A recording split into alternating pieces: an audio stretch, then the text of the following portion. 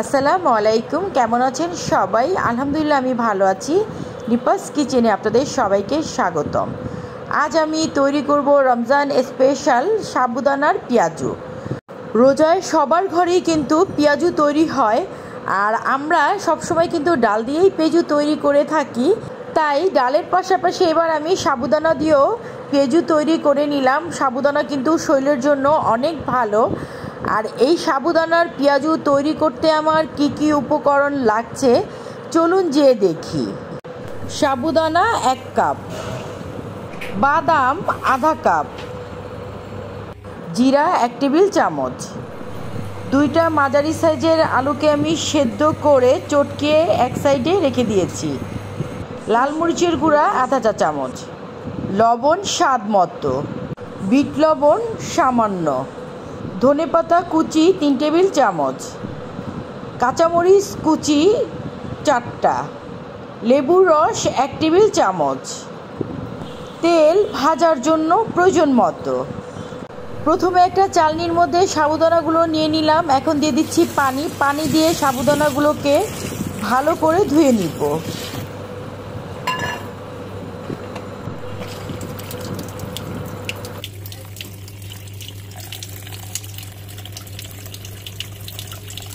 সাবুদানা ভালো করে ধুয়ে নেওয়া হয়ে গিয়েছে। আমি একটা বলের মধ্যে সাবুদানা নিয়ে নিয়েছি, দিয়ে দিচ্ছি 1 কাপ পানি। 1 কাপ সাবুদানার মধ্যে 1 কাপ পানি দিয়ে 5 ঘন্টার জন্য ঢেকে রেখে দিব। চুলায় আমি একটা কড়াই দিয়ে দিয়েছি, কড়াইয়ের মধ্যে দিচ্ছি বাদাম দিয়ে চুলার আঁচটা মিডিয়াম করে বাদামগুলোকে ভেজে নিব।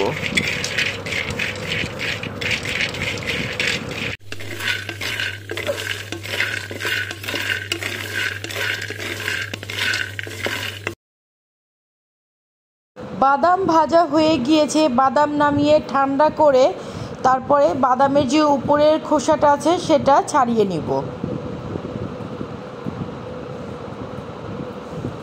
বাদামের খোসা ছাড়িয়ে বাদাম ঠান্ডা করে আমি একটা ব্লেন্ডারে জগে নিয়ে নিয়েছি। বাদাম ব্লেন্ড করে নিয়েছি। আমি একটু ঢাকনাটা খুলে আপনাদের দেখাচ্ছি, ঠিক এরকম হবে। 5 ঘন্টা হয়ে গিয়েছে। সাবুদানাটা আমি ভিজিয়ে রেখেছি, আমি একটু আপনাদের দেখাচ্ছি। আমি একটু হাত দিয়ে ধরেও দেখাবো আপনাদের।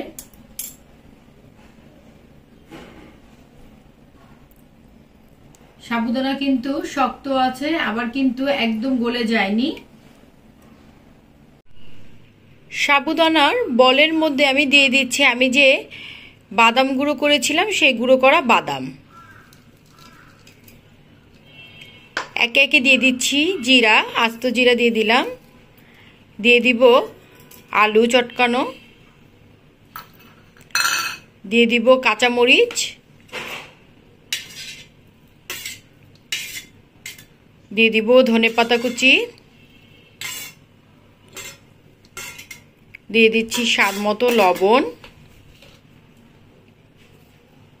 দিয়ে দিব বিট লবণ,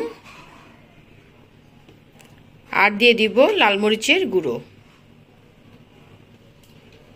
দিয়ে আমি ভালো করে মিক্স করে নিব। তার আগে লেবু দিয়ে দিচ্ছি। এখন আমি ভালো করে মিক্স করে নিচ্ছি।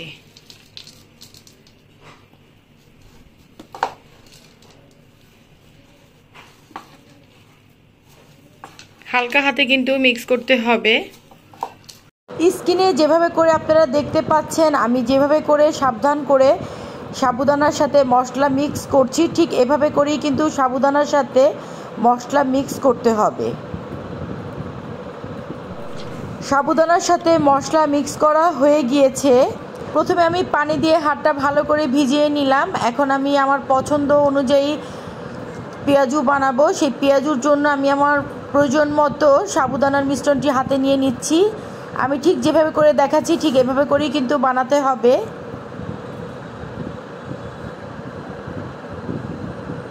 চাইলে ছোট বড় যে কোনো সাইজেরই বানাতে পারেন।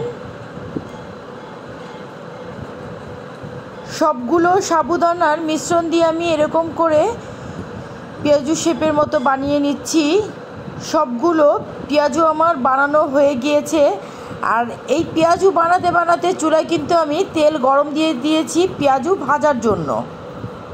তেল গরম হয়ে গিয়েছে, এখন আমি একটা একটা করে পেঁয়াজু ছেড়ে দিচ্ছি। খুব সাবধান করে ছাড়তে হবে। তেল দেখে বুঝতে পেরেছেন যে তেলটা কি পরিমাণ গরম হবে। চুলার আঁচটা আমি মিডিয়াম করে দিয়েছি। পেঁয়াজুগুলো কিন্তু আমি এখন উল্টাবো না, পেঁয়াজুগুলো এক সাইড লাল হবে, তারপরে কিন্তু পেঁয়াজুগুলো আমি উল্টাবো। চুলার আঁচটা এখন আমি লো করে দিয়েছি।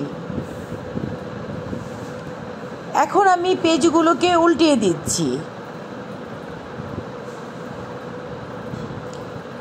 এভাবে লেগে থাকলে ভয় পাওয়ার কিছু নেই। সবগুলো পেঁয়াজু দেখেন কিভাবে আলাদা হয়ে যাচ্ছে। পেঁয়াজুগুলো উল্টিয়ে দিয়েছি। পেঁয়াজুগুলো উল্টিয়ে পাল্টিয়ে তারপরে কিন্তু গোল্ডেন ব্রাউন কালার যে পর্যন্ত না আসবে সে পর্যন্ত পেঁয়াজুগুলো আমি চুলা থেকে নামাবো না। পেঁয়াজুগুলো উল্টিয়ে পাল্টিয়ে গোল্ডেন ব্রাউন কালার চলে এসেছে। এখন আমি পেঁয়াজুগুলোকে নামিয়ে নিচ্ছি। পেঁয়াজু নামিয়ে আমি একটা ডিশে তুলে নিয়েছি। আর এই সাবুদানার পেঁয়াজুটা টমেটো সস, চিলি সস, তেঁতুলের চাটনি, এই সসগুলো দিয়েই কিন্তু সাবুদানার পেঁয়াজুটা খেতে খুব ভালো লাগে। তৈরি হয়ে গেল রমজান স্পেশাল সাবুদানার পেঁয়াজু। আমার রেসিপিটি যদি আপনাদের ভালো লেগে থাকে তাহলে অবশ্যই বেশি বেশি করে ফ্যামিলি ফ্রেন্ডদের সাথে শেয়ার করবেন। যারা এখন পর্যন্ত আমার চ্যানেলটি সাবস্ক্রাইব করেননি তারা অবশ্যই সাবস্ক্রাইব করবেন। ধন্যবাদ।